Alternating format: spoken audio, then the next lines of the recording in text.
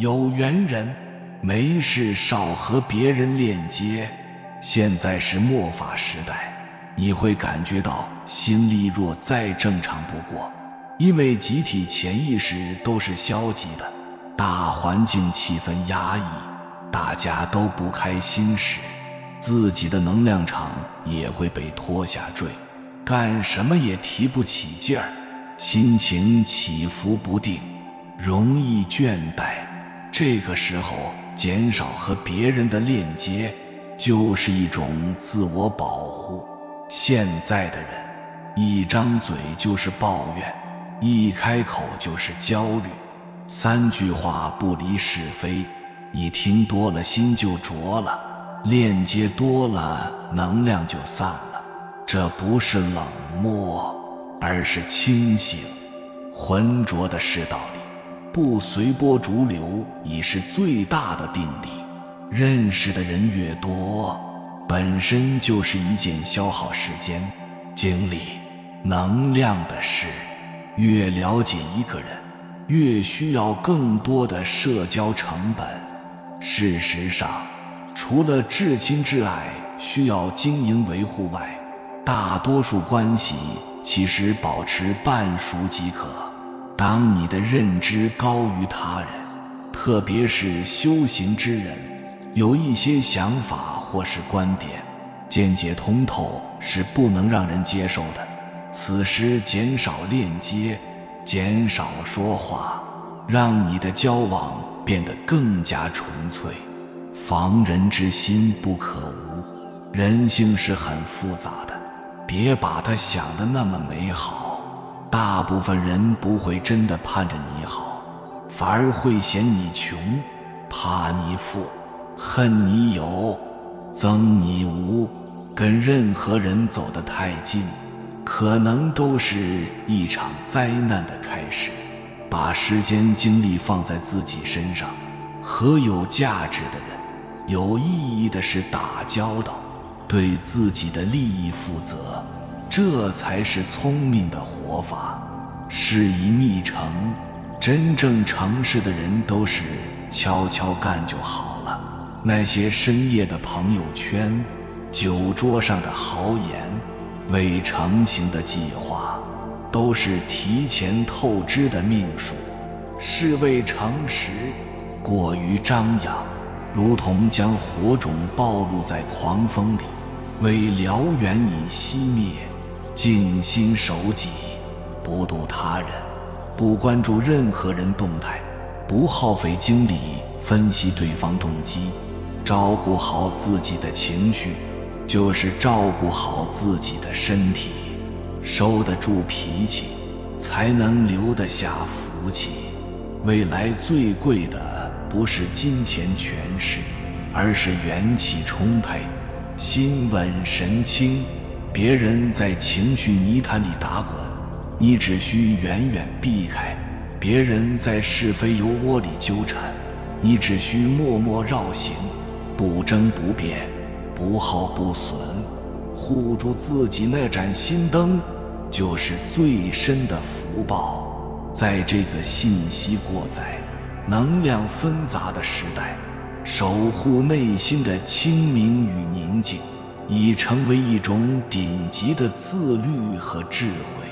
末法时代，不要让人知道你的状态，或者是你没必要不停地向别人证明其实我是一个什么样的人，因为这是无效的。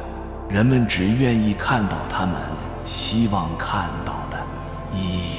你在外面说的每一句话，都在潜移默化地影响着你的生活。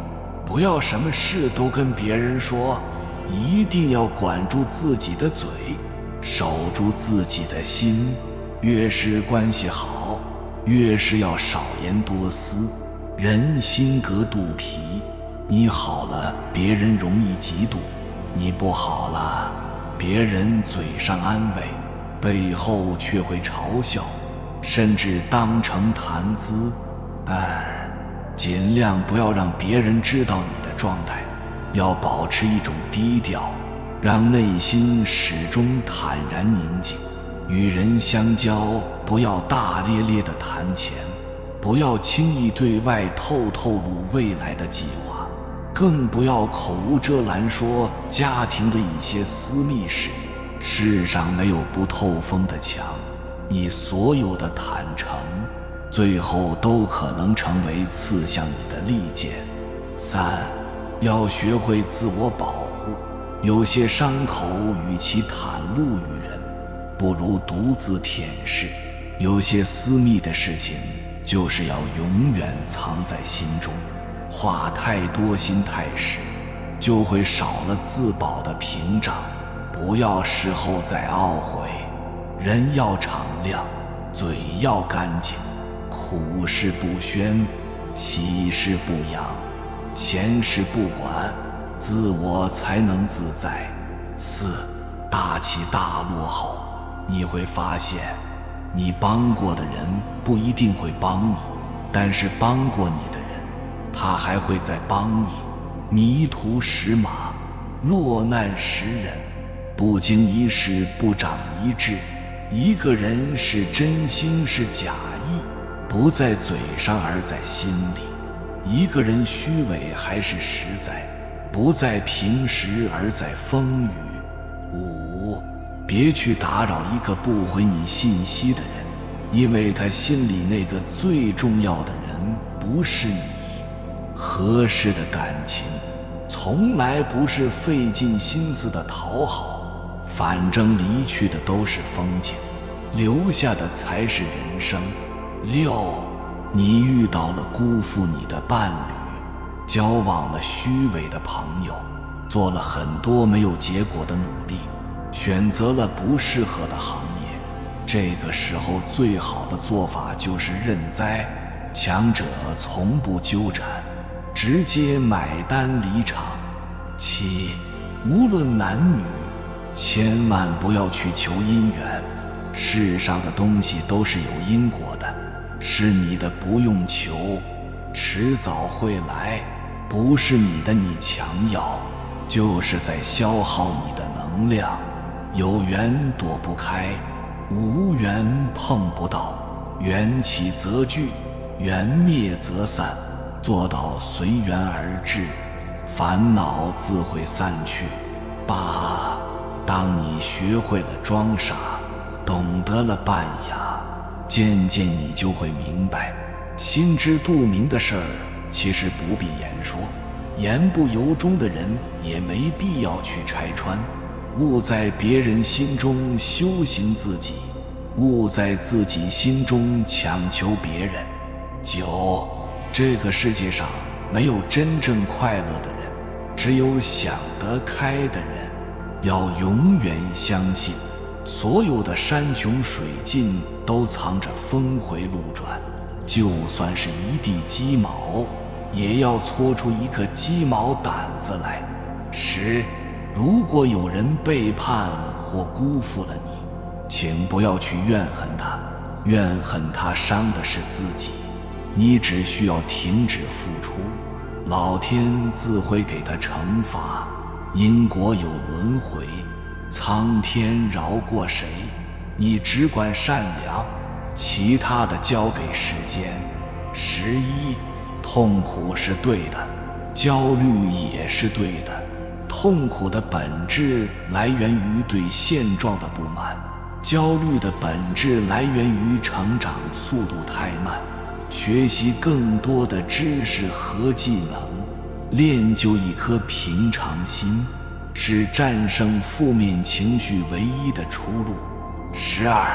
出现在你生命里的人都不是偶然，有的来欣赏你，有的来心疼你，有的来帮助你，有的来利用你，有的来修炼你，有的来教育你。但是无论如何，你都要感激每一个人，因为他们最终成全了你，完善了你。时间会让你明白一切，一切都是最好的安排。记住，尽量不要让别人知道你的状态，无论你的状态是好还是坏，因为好了有人嫉妒，坏了有人嘲笑。最好的生活状态就是不嫉妒别人，不看轻自己。岁月静好，别来无恙。末法时代，千万不要怨恨你生命中的任何人，因为他们都是受你的业力才来到你的世界。他们的本意不是针对你，只是你的业推动他们做出了伤害你的举动而已。这些人出现在你的生命里，目的都是为了考验你，历练你，是为渡你而来。他们的出现将改变你的生命，所以不要去抱怨憎恨，只有感恩。烂掉的果子会自己从树上掉落下来，你只管站着，因果无需你动手。你尽管善良，积自己的德，他做他的孽。老天有眼，自会分辨，一切发生皆有利于我。苦痛也是成长的财富。末法不是一场突如其来的天谴，而是众生集体心念的堕落所共同造下的业力的结果，是一种长时间的积累共同促成的共业果报。佛教区分别业与共业。什么是别业的？别业是个体的因果，各自受报。共业是众生共造之因，彼共感其果。末法时代正是共业的一种体现。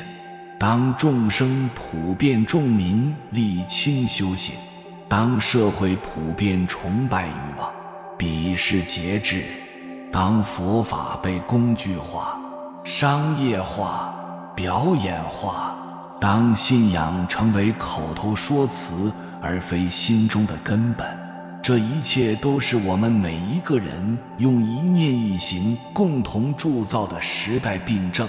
这个佛陀早已有预见，法灭非毁于他人，实坏于我弟子之心。放眼现实，我们看到的正是末法感的现实投影。宗教徒是越来越多，但信仰却越来越浅，道场越建越华丽，持戒者却越来越稀薄。佛经被快餐化，佛法被成功学化，念佛的人多，清净的心少，谈空性的人多，行慈悲的人少。人们相信佛法可以保佑升官发财，却不愿意忍辱精进戒贪嗔。这不是佛法的失败，而是我们众生心念的共同沉沦。这正是末法的本质。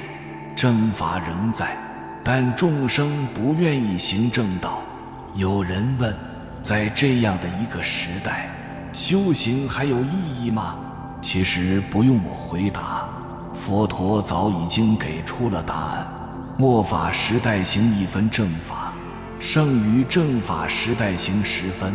因为环境越堕落，清醒越珍贵，众生越迷离，正念越有力。所以在末法时代，我们应该做到这几点：一是活出真自己，二是无畏的允许，三是放下分别心，四是心中无自己。首先不要把觉醒2字看得太玄奥，本质就是不断升维，把更深的恐惧破掉。人在直面死亡时，往往最容易开窍，所以我们从生死这件事开始说。近2年，突然去世的艺人越来越多，而这还只是受大众关注的极小那一撮。若是按比例推算，每天正在离去的那些没被关注的普通人，更是难以想象的多。所以一定要明白，不是老了才会死，而是随时随地都有可能结束这辈子。想通这点，再去审视眼前的每一日，更能顿悟什么才是今生最重要的事。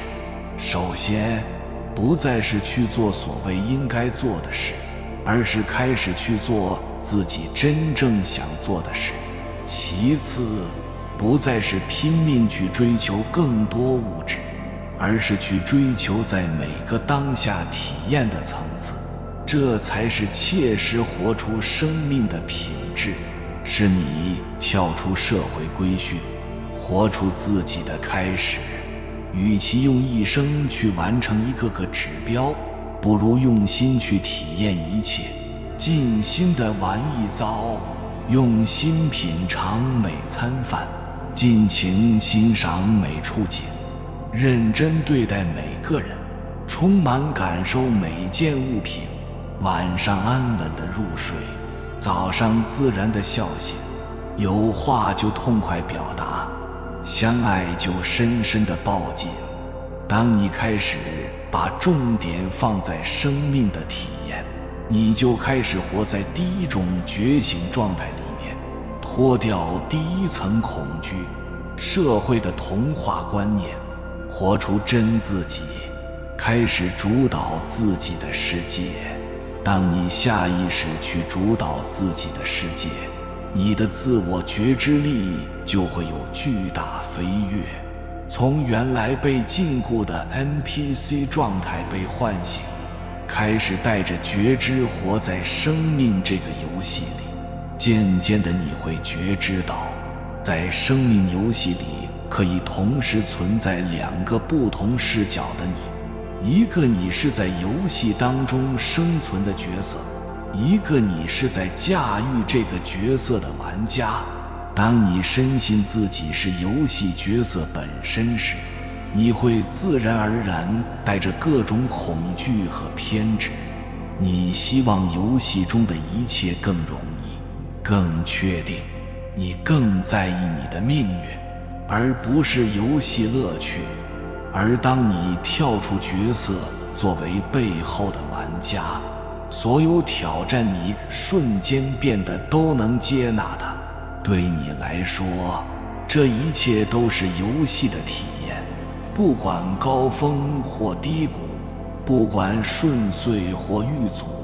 你看，无论你是谁，游戏都没变，但后者明显比前者活得更加愉悦。因为前者把问题都当作威胁去对抗，后者却能允许一切发生在自己身上。一对抗，你的能量就坍缩在问题上面，于是问题形成的阻力就会愈演愈烈。一允许，原来坍缩的能量就被瓦解，于是问题形成的阻力就会消失不见。很多人每天看似努力向上，其实大量时间都在和心理的障碍在对抗，越对抗能量越被占有，事情越难办。只有当你允许它，能量才能被释放。当能量被释放，回到你自己身上，你会充满力量，感觉日子有充满希望。在这种状态里，做事才会轻松且法喜。所以你要开始学会无谓的允许，允许自己走错路，允许自己看错人，允许自己做自己，允许别人做别人，允许自己付出很多却没得到好结果，允许别人用他自己的想法来看待我。当你开始去允许生命中的不如愿，你就开始活在第二种觉醒状态里面，破掉第二层恐惧，生命的无常之变，开始不再去控制一切，非得如你所愿。有缘人，恭喜你看到这里。然而更深的问题随之浮现，为何我们总是有那么多的不如愿？假如我们内心没有这样那样的执念，这些不如愿也就自然消失不见。所以进一步思量，人生一切的期盼，根源都是因为我们带着好恶的评判它很好，我们就对它产生期望；评判它不好，我们就对它产生对抗。期望的事一旦落空，我们就会焦虑；对抗的事一旦发生，我们就会恐惧。于是日子活成了去对抗焦虑和恐惧，而不是好好的活在当下去体验生命。这才是我们面临的更深层的困境。心里有评判，所以看啥都带着对立，这对那错，这好那坏，这我讨厌那我爱。正因如此，才会有那么多问题的存在。所以本质上，只要我们不放下评判，人生的问题一定接二连三，永不会断，绕着这些问题转，永远到不了彼岸。因为真正的彼岸是心中不带有评判。其实世间一切都是成住坏空的结果，因缘和合，发生的事就是该发生的，没有好坏与对错，一切都是刚刚好。当你觉察到你在评判时，放下它就好。如果你能不断觉察并放下评判的念，你就开始活在第三种觉醒状态里面，破掉这三层的恐惧，心中的二元对立分别心越来越好，内心越来越平静。最后一道障碍，为什么我们会不自觉地评判对错好坏？除了从小到大被规训出的观念之外，更深的原因是我们心里我执在作怪，我即小我，它源于你内心深处的切即执念，它源于你过去积累的业。内心的切影响一个人能量的大小，积累的业影响一个人执念的方向。能量的大小决定你能达到的高度，执念的方向决定你会走上哪条路。人的命运就是被这两个东西所禁锢，破掉我执，也就是真正意义的开悟。而要破我执，世俗层面最好的途径，就是去做利他的事业和无求的善行，从一心想着索取，变成想着去给予。一念之转，瞬间就会跳出我执这口井。做任何事，如果心里都是利己的念，第一一定会患得患失，强化你的切；第二一定会算计得失，困在你的业。于是再努力也很难打破命运的结界。相反，当你真正升起纯粹利他的念，甚至下决心尽自己的力量去改善世界，你的能量终将大到冲破你的切和业，助你创造出远远超过自身的一切。正如我在做短视频，就是这样在践行。每条视频背后都有一个具体的发心，从发心出发，感受我输出的每句话，最终完成的内容常常都令我很惊讶。所以当你去利他、利世界，你就开始活在第四种觉醒状态里面，你就能破掉第四层恐惧那个小我的习性，彻底释放出在世俗层面最大的潜力。其实每个人体内都有无尽的潜力，只是一直被以上四层恐惧所遮蔽。当破掉这些恐惧，就能回归到空性，生一颗包容万事、创造万物的慈悲心。随着修行，业力会慢慢的清净。如果曾经感觉到无限执着的人，慢慢手就会一点点松开。修行就是一场回归，驱除一个人的着相，把浊化为清净的一个过程。有这些征兆，意味着你的业力越来越轻，越来越往上走，内在能量越来越强。这意味着你已经走上了新的阶段，蜕变成新的自己。首先，你不再想要扩大自己的社交圈，不再想聚集新的业力来围绕你自己。人与人的交往其实是最消耗精力的。如果一个人还想得到更多人的喜爱或赞美，更多认可，他的业力就会创造的更多。修行就是破除这个执念，当下是足够的，你不需要外物来填满。最好的状态就是你在独处时不再空虚，你不需要什么再去填补，你的快乐是自给自足的，幸福也是如此，是自我溢出的。你的欲望越来越小，智慧不断提升，你的不求反而让你收获。真正的好事从来不是求来的，是天赐的，是高维链接以后给你显化的机遇。业力越重的人越希望快速，越会去用心机。殊不知，心机是最消耗福报的，每动一个心机，就以消耗一次心血为代价。心血是精气神，是最宝贵的东西。人不知，越懂心机的人福报越差。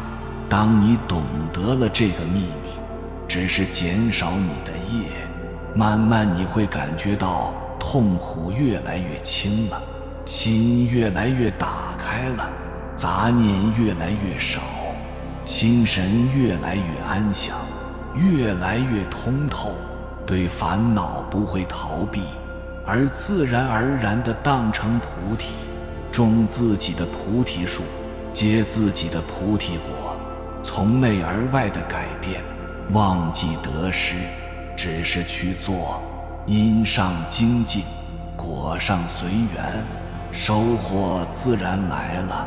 业力越来越轻，所有的感知力都会回归，诵经觉受越来越强，有共鸣，感知力激增，你感受到万象的变迁，感知事物发展的状态，因果，身体越来越轻松，都是因为你一次又一次融化了自己，一切遇见都充满了灵性，你恢复了与生俱来的力量，瞬间得到提升。